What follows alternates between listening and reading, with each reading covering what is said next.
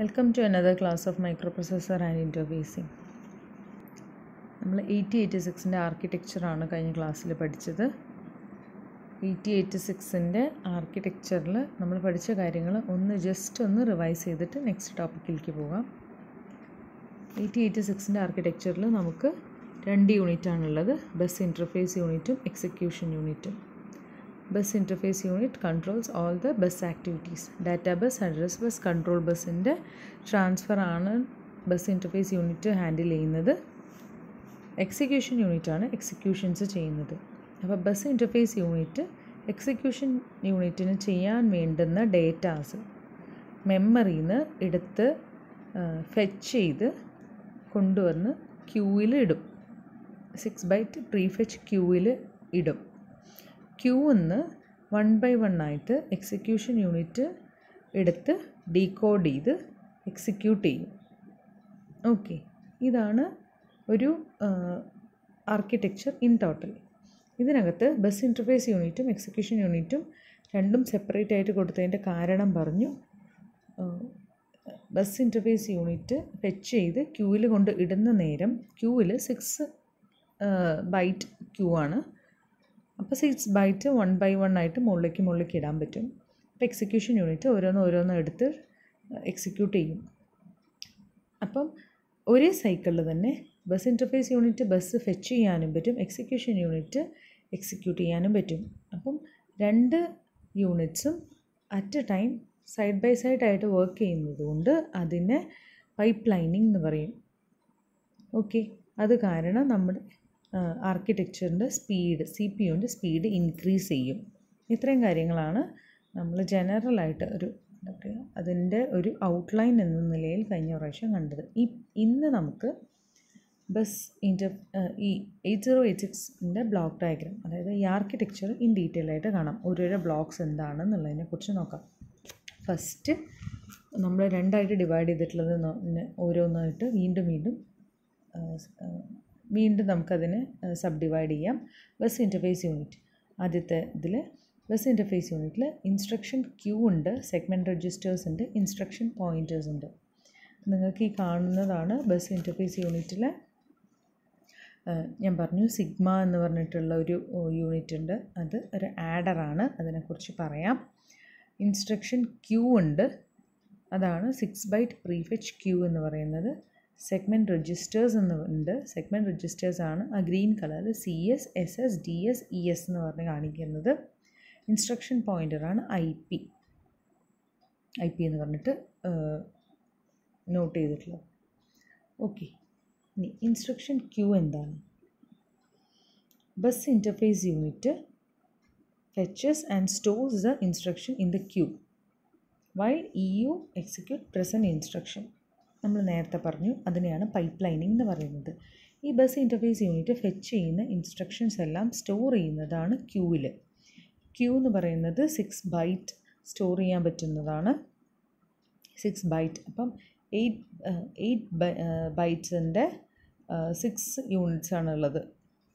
Okay, ഇതിനകത്ത് bus interface unit fills the queue with instruction waiting for execution. അത് കഴിഞ്ഞ് instruction എടുക്കുന്നത്, Q എന്ന് ഇൻസ്ട്രക്ഷൻ പോകുന്നത് ഫസ്റ്റ് ഇൻ ഫസ്റ്റ് ഔട്ട് എന്നുള്ള രീതിയിലാണ്. അപ്പം ബസ് ഇൻ്റർഫേസ് യൂണിറ്റ് ഫെച്ച് ചെയ്ത് കൊണ്ടുവന്നത് മുഴുവൻ മുകളിലോട്ട് ഇട്ടുകൊണ്ടിരിക്കും, എക്സിക്യൂഷൻ യൂണിറ്റ് താഴത്തുനിന്ന് എടുത്തുകൊണ്ടിരിക്കും. ഓക്കെ, ഒറ്റ സൈക്കിളിൽ തന്നെ ബസ് ഇൻ്റർഫേസ് യൂണിറ്റിന് ബസ് ഫെച്ച് ചെയ്യാനും പറ്റും, EUവിന് അത് എക്സിക്യൂട്ട് ചെയ്യാനും പറ്റും. ഇൻ കേസ് ക്യൂ ഫില്ലാണ് എന്നുണ്ടെങ്കിൽ EU does not request BIU for access in the memory. Okay, അപ്പോൾ ആ സൈക്കിളിൽ BIU will not perform any operation. അങ്ങനെയുള്ള ചില സിറ്റുവേഷൻ വരും, അതിനെ ഐഡിൽ സ്റ്റേറ്റ് എന്ന് പറയും. ഓക്കെ, ഇതാണ് ഇൻസ്ട്രക്ഷൻ ക്യൂ എന്ന് പറയുമ്പോൾ നമുക്ക് എഴുതാനുള്ളത്. ഈ സെഗ്മെൻറ്റ് രജിസ്റ്റേഴ്സ് ഉണ്ട്. നമുക്ക് BIUവിൽ 4 സെഗ്മെൻറ്റ് രജിസ്റ്റേഴ്സ് ഉണ്ട്, CS, DS, SS and ES. ഈ സെഗ്മെൻറ്റ് രജിസ്റ്റേഴ്സ് എന്താണ് ചെയ്യുന്നത്? Segment registers stores base address of segments, memory segments. നമുക്ക് മെമ്മറി ഉള്ളത് എക്സ്റ്റേണലാണ്. ഓക്കെ, മെമ്മറി എക്സ്റ്റേണലി സെഗ്മെൻ്റ് ആയിട്ട് തിരിച്ചിട്ടുണ്ട്. ഈ സെഗ്മെൻറ്റ്സ് ആക്സസ് ചെയ്യാനുള്ള അഡ്രസ്സാണ് എവിടെയുള്ളത്? Memory segment രജിസ്റ്റേഴ്സിലുള്ളത്.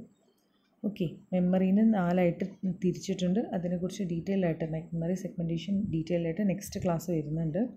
ഇപ്പം അറിയേണ്ട കാര്യം, മെമ്മറി സെഗ്മെൻറ്റ്സിൻ്റെ അഡ്രസ്സാണ് ഈ സെഗ്മെൻറ്റ് രജിസ്റ്റേഴ്സിലുള്ളത്. 4 സെഗ്മെൻറ്റ് രജിസ്റ്റേഴ്സാണുള്ളത്. Code segment register, data segment register, stack segment register, extra segment register. Okay, ഈ സെഗ്മെൻറ്റ് രജിസ്റ്റേഴ്സിലുള്ള അഡ്രസ്സ് പ്ലസ് ഇൻഡെക്സ് രജിസ്റ്റേഴ്സിലുള്ള അഡ്രസ്സും കൂടി ആഡ് ചെയ്തിട്ടാണ് മെമ്മറിയുടെ അഡ്രസ്സായിട്ട് എടുക്കുന്നത്. അവിടെയാണ് ഒരു ആഡർ വന്നിരിക്കുന്നത്. മനസ്സിലായോ? VIUവിൽ ആഡറിൻ്റെ ഉപയോഗം എന്താണെന്ന് വെച്ച് കഴിഞ്ഞാൽ, മെമ്മറിയിലേക്കുള്ള അഡ്രസ്സ് കാൽക്കുലേറ്റ് ചെയ്യാൻ വേണ്ടിയിട്ട് കോഡ് സെഗ്മെൻറ്റ് രജിസ്റ്റേഴ്സിലും ഇൻഡെക്സ് രജിസ്റ്റേഴ്സിലുമുള്ള അഡ്രസ്സുകൾ കൂടെ ആഡ് ചെയ്യാൻ വേണ്ടിയിട്ടാണ്. Okay, next is instruction pointer. Instruction pointer എന്ന് പറയുന്നത് 16-bit രജിസ്റ്ററാണ്. ഈ ഇൻസ്ട്രക്ഷൻ പോയിൻറ്ററിനകത്ത് എന്താണ് സ്റ്റോർ ചെയ്യുന്നത്? Instruction pointer contains the address of the next instruction in code segment. അടുത്ത ഇൻസ്ട്രക്ഷൻ ഏതാണ്, അടുത്ത നമ്മൾ ചെയ്യാൻ പോകുന്ന ഇൻസ്ട്രക്ഷൻ എന്നുള്ളതിൻ്റെ അഡ്രസ്സ് ഉണ്ടാവും ഇൻസ്ട്രക്ഷൻ പോയിൻറ്ററിൽ. ഓക്കെ, അപ്പോൾ ഒരു ഇൻസ്ട്രക്ഷൻ ഇപ്പം എക്സിക്യൂട്ട് ചെയ്തുകൊണ്ടിരിക്കുന്നുണ്ടെങ്കിൽ നെക്സ്റ്റ് ഇൻസ്ട്രക്ഷൻ എന്താണ് എന്നുള്ളത് അതിൻ്റെ അഡ്രസ്സ് ഇൻസ്ട്രക്ഷൻ പോയിൻറ്ററിലുണ്ട്. അതൊരു പോയിൻറ്റർ പോലെയാണ്. അതായത് ബുക്ക് മാർക്കൊക്കെ, ഇപ്പോൾ പേജ് നമ്മൾ ഏത് പേജാണ് വായിക്കുന്നത് എന്നുള്ളതിനൊരു ബുക്ക് മാർക്ക് കാണിക്കുന്നില്ലേ, നെക്സ്റ്റ് പേജ് ഏതാണെന്നുള്ളതിനൊരു ബുക്ക് മാർക്ക് കൊടുക്കുന്ന പോലത്തെ ഒരു സംഭവമാണ് instruction pointer. Instruction pointer will point to the next instruction in the code segment. Okay, instruction pointer after fetching an instruction and holds the memory address, the next instruction would be executed. അതായത് instruction pointer ഒരിക്കൽ fetch ചെയ്ത് കഴിഞ്ഞാൽ അത് hold ചെയ്യും, എന്നിട്ട് next instruction execute ആവുന്നത് വരെ. Okay, ഒരു പ്രാവശ്യം ഇൻസ്ട്രക്ഷൻ പോയിൻറ്റർ എന്നുള്ളത് ഒരു ഇൻസ്ട്രക്ഷൻ ചെയ്ത് കഴിഞ്ഞാൽ ഇൻസ്ട്രക്ഷൻ പോയിൻറ്റർ ഓട്ടോമാറ്റിക്കലി ഇൻക്രിമെൻ്റ് ആവും, അടുത്ത സ്ഥലത്ത് വന്ന് നിൽക്കും.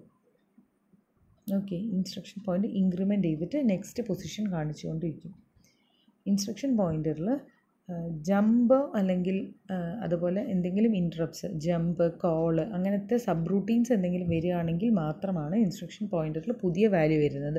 അല്ലെങ്കിൽ ഒരു പ്രോഗ്രാം ചെയ്തുകൊണ്ടിരിക്കുന്നതിൻ്റെ കണ്ടിന്യൂസ് ആയിട്ട് നെക്സ്റ്റ് എന്താണെന്നുള്ളത് കാണിച്ചുകൊണ്ടിരിക്കും. ഓക്കെ, അതാണ് ഇൻസ്ട്രക്ഷൻ പോയിൻറ്റർ. ഇനി എക്സിക്യൂഷൻ യൂണിറ്റ്. VIU കഴിഞ്ഞു. ഇനി EUവിലെ കാര്യം പറയാം.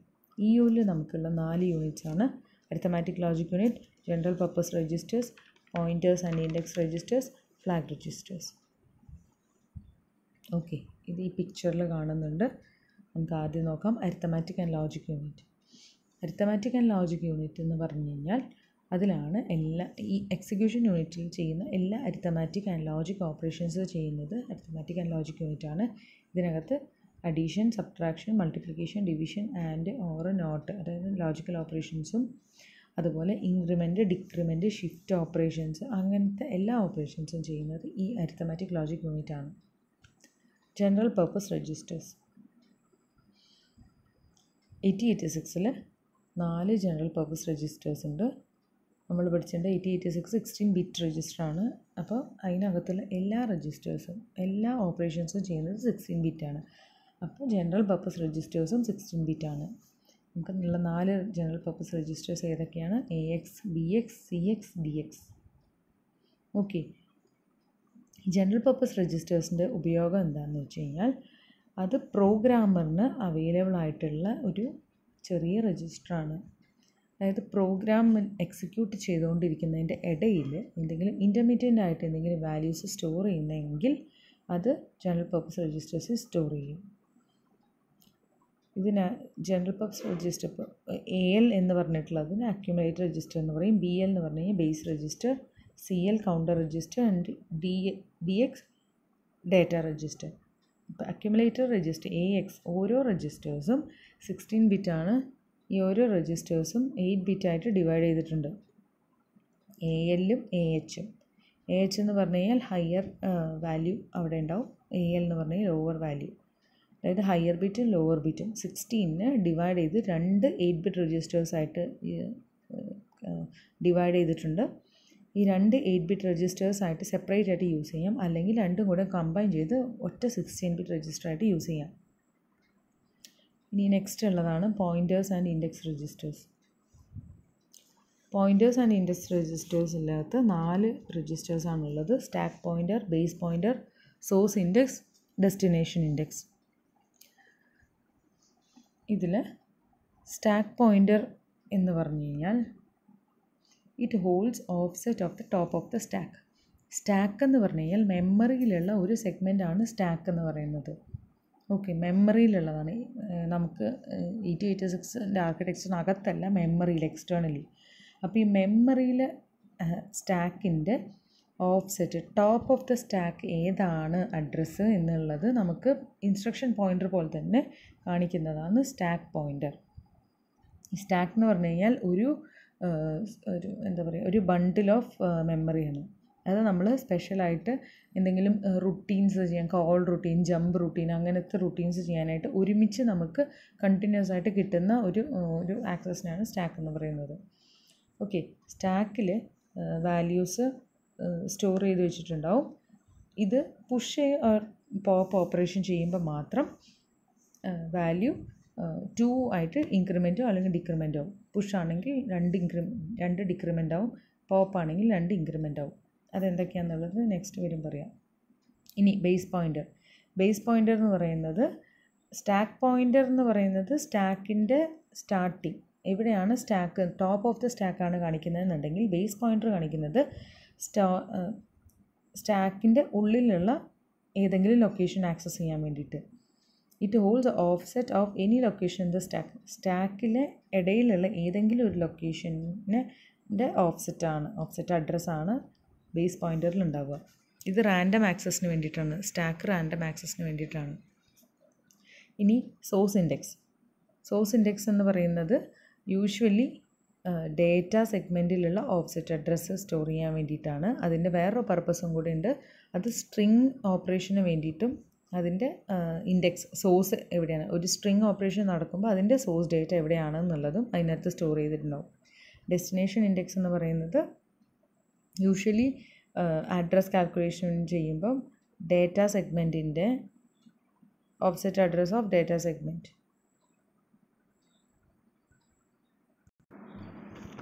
ഡെസ്റ്റിനേഷൻ ഇൻഡെക്സ് എന്ന് പറയുന്നത് offset address of the destination in extra segment. Extra സെഗ്മെൻറ്റിലുള്ള ഓഫ്സെറ്റ് അഡ്രസ്സാണ് സ്റ്റോർ ചെയ്ത് വെച്ചിരിക്കുന്നത് നമ്മൾ ഫിസിക്കൽ അഡ്രസ്സ് കാൽക്കുലേറ്റ് ചെയ്യാൻ വേണ്ടിയിട്ട്. അതല്ലാതെ തന്നെ സ്ട്രിങ് ഓപ്പറേഷനും അത് യൂസ് ചെയ്യുന്നുണ്ട്. Okay, flag registers. Flag registers നമുക്കുണ്ട്. 16-bit ഫ്ലാഗ് രജിസ്റ്റേഴ്സാണ് ഉള്ളത് 8086-ൽ. ഈ ഫ്ലാഗ് രജിസ്റ്റേഴ്സ് എന്ന് പറയുന്നത് സ്പെഷ്യൽ പർപ്പസ് ഫ്ലാഗ് രജിസ്റ്റേഴ്സാണ്.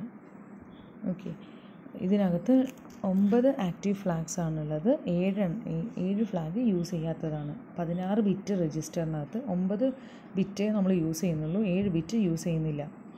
ഈ ഓരോ ബിറ്റും എന്തിനെ റെപ്രസെൻ്റ് ചെയ്യുന്നതെന്ന് വെച്ച് കഴിഞ്ഞാൽ ഒരു എക്സിക്യൂഷൻ കഴിഞ്ഞിട്ടുള്ള എന്തെങ്കിലും സ്റ്റേറ്റസുകൾ അല്ലെങ്കിൽ കണ്ടീഷനെ ആണ് റെപ്രസെൻ്റ് ചെയ്യുന്നത്.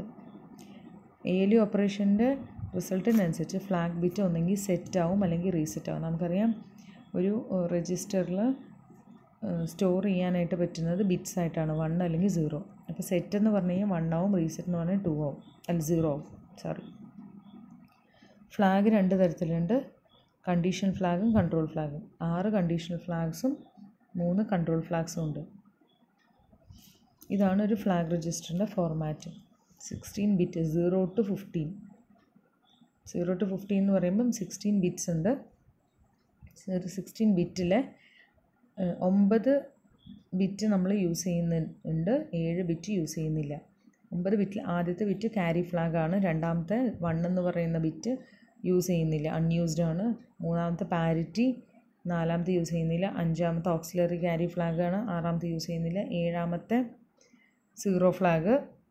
ഓക്കെ, പിന്നെ sign flag, trap flag, interrupt flag, directional flag, overflow flag.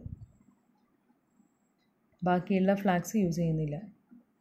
ഇതിൽ ഓരോ ഫ്ലാഗ്സ് എന്താണെന്ന് വെച്ച് കഴിഞ്ഞാൽ കണ്ടീഷണൽ ഫ്ലാഗ്സ് 6 കണ്ടീഷണൽ ഫ്ലാഗ്സ് ഉള്ളത് carry flag, parity flag, auxiliary carry flag, zero, sign, overflow. ഈ 6 എണ്ണമാണ് കണ്ടീഷണൽ ഫ്ലാഗ്സ്. കണ്ടീഷണൽ ഫ്ലാഗ്സ് എന്ന് പറഞ്ഞു കഴിഞ്ഞാൽ ADUവിൽ അരിത്തമാറ്റിക് ലോജിക് ഓപ്പറേഷൻ ചെയ്യുമ്പോൾ എന്തെങ്കിലും ഒരു സ്റ്റേറ്റസ് കാണിക്കാൻ വേണ്ടിയിട്ടാണ്. ഇപ്പോൾ ക്യാരി ഫ്ലാഗ് ആണെന്നുണ്ടെങ്കിൽ നമുക്ക് ഒരു ക്യാരി ഒരു ഓപ്പറേഷൻ ചെയ്തിട്ട് അതിന് ലാസ്റ്റ് ഒരു ക്യാരി ഔട്ടിൽ വരികയാണെങ്കിൽ MSBയിൽ ഒരു ക്യാരി ഔട്ട് വരികയാണെന്നുണ്ടെങ്കിൽ അവിടെ ക്യാരി ഫ്ലാഗ് സെറ്റ് ആവും. ഒരു എക്സാമ്പിൾ കാണിച്ചിട്ടുണ്ട്. രണ്ട് ഇത് അഡീഷൻ ചെയ്യുമ്പം ഒരു carry flag extra 9th bit 8 bit operation ചെയ്യുമ്പോൾ ഒരു 9th ബിറ്റ് വരുമ്പോൾ അവിടെ ഒരു ക്യാരി ഫ്ലാഗ് സെറ്റ് ചെയ്യണം. പാരിറ്റി ഫ്ലാഗ് എന്ന് പറഞ്ഞു കഴിഞ്ഞാൽ ഇപ്പോൾ നമ്മുടെ ഒരു 8 ബിറ്റ് നമ്പറിൽ number of even numbers of ones ഉണ്ടെങ്കിൽ അവിടെ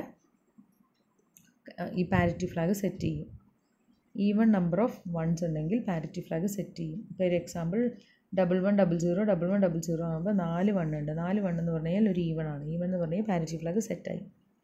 ഇനി ഓക്സിലറി ക്യാരി ഫ്ലാഗ് എന്ന് പറഞ്ഞു കഴിഞ്ഞാൽ if there is any carry from 3rd bit to 4th bit. 3rd bit to 4th bit എന്ന് പറഞ്ഞാൽ നമ്മൾ 4 ബിറ്റായിട്ടാണ് എഴുതുക അല്ലേ, 2 നിബിളായിട്ട്, ലോവർ നിബിൾ അപ്പർ നിബിൾ. ഇപ്പം ലോവർ നിബിളിൽ നിന്ന് അപ്പർ നിബിളിലേക്ക് 3rd ബിറ്റ് കഴിഞ്ഞിട്ട് 0 1 2 3 കഴിഞ്ഞിട്ട് 4th ബിറ്റിലേക്ക് ഒരു ക്യാരി ചാടുകയാണെന്നുണ്ടെങ്കിൽ അവിടെ ഒരു ഓക്സിലറി ക്യാരി ഫ്ലാഗ് സെറ്റ് ചെയ്യും. ഇനി സീറോ ഫ്ലാഗ് എന്ന് പറഞ്ഞു കഴിഞ്ഞാൽ ഒരു അരിത്തമാറ്റിക് ഓപ്പറേഷൻ അല്ലെങ്കിൽ ലോജിക്കൽ ഓപ്പറേഷൻ്റെ ആൻസർ 0 ആണെങ്കിൽ സീറോ ഫ്ലാഗ് സെറ്റ് ചെയ്യും. സൈൻ ഫ്ലാഗ് എന്ന് പറഞ്ഞു കഴിഞ്ഞാൽ ഒരു അരിത്തമാറ്റിക് ഓപ്പറേഷൻ്റെ റിസൾട്ട് നെഗറ്റീവ് ആണെന്നുണ്ടെങ്കിൽ സൈൻ ഫ്ലാഗ് സെറ്റ് ചെയ്യും. ഓവർഫ്ലോ ഫ്ലാഗ് എന്ന് പറഞ്ഞു കഴിഞ്ഞാൽ ഇപ്പോൾ ഒരു ഓപ്പറേഷൻ നടന്നു, ആ ഓപ്പറേഷൻ്റെ റിസൾട്ട് എന്ന് പറഞ്ഞു കഴിഞ്ഞാൽ നമുക്ക് സ്റ്റോർ ചെയ്യാൻ ഉള്ള ബിറ്റ്സിനേക്കാളും കൂടുതലാണെന്നുണ്ടെങ്കിൽ അവിടെ ഒരു ഓവർഫ്ലോ ഉണ്ടായി എന്നുള്ളതാണ് അതിൻ്റെ അർത്ഥം. എന്തെങ്കിലും സൈൻഡ് ഓപ്പറേഷൻസ് ചെയ്യുമ്പം സൈൻഡ് ഓപ്പറേഷൻസ് വരാം, അല്ലെങ്കിൽ അത് ലാർജ് വാല്യൂ ആവും. ഇപ്പോൾ 8 ബിറ്റ് ചെയ്തിട്ട് 9 ബിറ്റ് വന്നു അല്ലേ. ഇപ്പോൾ നമുക്ക് 16 ബിറ്റ് ഓപ്പറേഷൻ ചെയ്യുമ്പം 17th ബിറ്റും കൂടെ വരികയാണെന്നുണ്ടെങ്കിൽ അവിടെ ഓവർഫ്ലോ ഫ്ലാഗ് സെറ്റ് ചെയ്തു. കൺട്രോൾ ഫ്ലാഗ് എന്ന് പറഞ്ഞാൽ 3 ടൈപ്പിലാണുള്ളത്. Trap flag, interrupt flag, direction flag. Trap flag ഈ ഫ്ലാഗ്സ് എല്ലാം യൂസറിന് സെറ്റ് ചെയ്യാൻ പറ്റുന്നതാണ്. ട്രാപ്പ് ഫ്ലാഗ് എന്ന് പറഞ്ഞു കഴിഞ്ഞാൽ ഈ ഫ്ലാഗ് സെറ്റ് ചെയ്ത് കഴിഞ്ഞാൽ പ്രോസസ്സർ സിംഗിൾ സ്റ്റെപ്പ് മോഡിലാണ് വർക്ക് ചെയ്യുക. സിംഗിൾ സ്റ്റെപ്പ് മോഡിൽ വർക്ക് ചെയ്യുക എന്ന് പറഞ്ഞു കഴിഞ്ഞാൽ ഒരു പ്രോഗ്രാം കൊടുത്തിട്ടുണ്ടെങ്കിൽ ആ പ്രോഗ്രാമിൽ ഓരോരോ സ്റ്റെപ്പായിട്ട് ചെയ്ത് അത് ഡീബഗ് ചെയ്ത് അതിൻ്റെ എറർ ഉണ്ടോ എന്ന് നോക്കിയിട്ട് വരും. അതല്ല നോർമലി എങ്ങനെയാണ് ട്രാപ്പ് ഫ്ലാഗ് സെറ്റ് ചെയ്തിട്ടില്ലെങ്കിൽ ഒരു സെറ്റ് ഓഫ് പ്രോഗ്രാം കൊടുത്തു കഴിഞ്ഞാൽ അത് മുഴുവൻ എക്സിക്യൂട്ട് ചെയ്തതിന് ശേഷമാണ് അതിൻ്റെ എററോ കാര്യങ്ങളോ ചെക്ക് ചെയ്യുക. ട്രാപ്പ് ഫ്ലാഗ് സെറ്റ് ചെയ്തിട്ടുണ്ടെങ്കിൽ സിംഗിൾ സ്റ്റെപ്പായിട്ടായിരിക്കും ചെയ്യുക. ഇനി ഇൻട്രപ്റ്റ് ഫ്ലാഗ് എന്ന് പറഞ്ഞു കഴിഞ്ഞാൽ എന്തെങ്കിലും ഒരു പ്രോഗ്രാം ചെയ്യുന്നതിൻ്റെ ഇടയിൽ നമുക്ക് അതിനേക്കാളും കുറച്ചും കൂടി എമർജൻസി ആയിട്ടുള്ള വേറൊരു പ്രോഗ്രാം ചെയ്യണമെന്നുണ്ടെങ്കിൽ നമ്മളൊരു ഇൻട്രപ്റ്റ് കൊടുക്കും. അപ്പോൾ ഇൻട്രപ്റ്റ് ഫ്ലാഗ് സെറ്റ് ചെയ്ത് വെക്കുകയാണെന്നുണ്ടെങ്കിൽ നമ്മൾ ഇൻട്രപ്റ്റ് ഇടയിൽ വന്നാലും അത് ആക്സെപ്റ്റ് ചെയ്യും. ഇൻട്രപ്റ്റ് ഫ്ലാഗ് സെറ്റ് ചെയ്തിട്ടില്ല എന്നുണ്ടെങ്കിൽ ഇൻട്രപ്റ്റ് വന്നു കഴിഞ്ഞാൽ ഈ മൈക്രോ പ്രൊസസ്സർ ആക്സെപ്റ്റ് ചെയ്യില്ല. ഓക്കെ. ഡയറക്ഷൻ ഫ്ലാഗ് എന്ന് പറഞ്ഞു കഴിഞ്ഞാൽ ഒരു സ്ട്രിങ് ഓപ്പറേഷൻ നടക്കുമ്പോൾ അത് ഏത് ഡയറക്ഷനിലാണ് അത് എക്സിക്യൂട്ട് ചെയ്യേണ്ടത് എന്നുള്ളത് അറിയാനായിട്ട് ഒരു എക്സാമ്പിളാണ്. ഇപ്പോൾ സെറ്റ് ചെയ്തു എന്നുണ്ടെങ്കിൽ അത് ഓട്ടോ ഡിക്രിമെൻറ്റ് ചെയ്യണം. ഫ്ലാഗ് റീസെറ്റ് ആണെന്നുണ്ടെങ്കിൽ അത് ഓട്ടോ ഇൻക്രിമെൻ്റ് ഒരു സ്ട്രിങ് ഓപ്പറേഷൻ ചെയ്യുമ്പോൾ. ഇത്രയാണ് 7 ഫ്ലാഗ്സ്. ഇത്രയും കാര്യങ്ങളാണ് ഒരു ബ്ലോക്ക് ഡയഗ്രത്തിനകത്ത് ഓരോരോ ബ്ലോക്കായിട്ട് നമുക്ക് കാണിക്കാനുള്ളത്. Thank you.